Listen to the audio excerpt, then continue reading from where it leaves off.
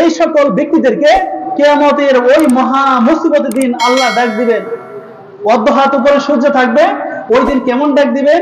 ইয়া আইয়াতুহান নাফসুল মুতমাইন্নাহ ইরজিই ইলা রাব্বিকির রাদিয়াতাম মারদিয়াহ ফাদখুলি ফি ইবাদি ওয়াদখুলি জান্নাতি।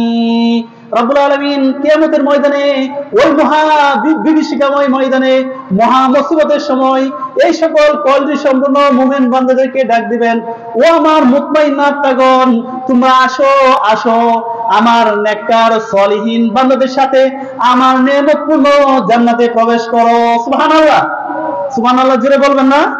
আল্লাহ আপনাদেরকে জান্নাতের সুসংবাদ দিতেছেন এবং নিয়ামতপূর্ণ বান্দাদের সাথে জান্নাতে প্রবেশ করাবেন।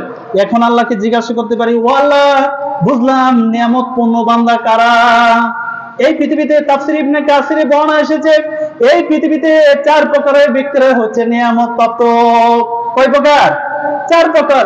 মিনান নাবিয়িন ওয়া সিদ্দিকিন ওয়া শুহাদা ওয়া সালিহিন।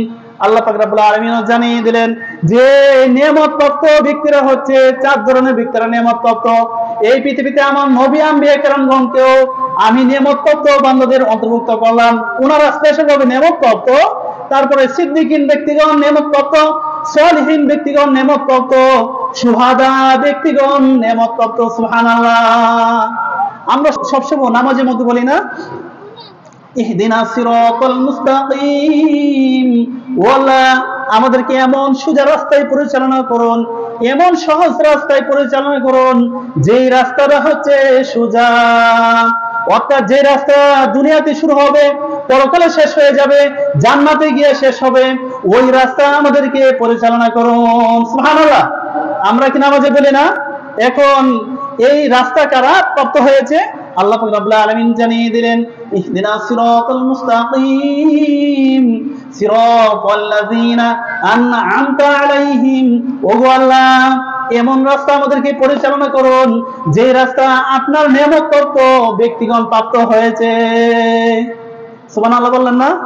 নিয়ামতপ্রাপ্ত ব্যক্তিগণ পরিচালনা হয়েছে। আল্লাহ পাক রব্বুল আলামিনের এই ব্যাখ্যা রাসূল সাল্লাল্লাহু আলাইহি ওয়াসাল্লাম জানিয়ে দিলেন, নিয়ামতপ্রাপ্ত ব্যক্তিগণ 4 প্রকারে, নাবিয়িন, সিদ্দিকিন, শুহাদা ও সালিহিন।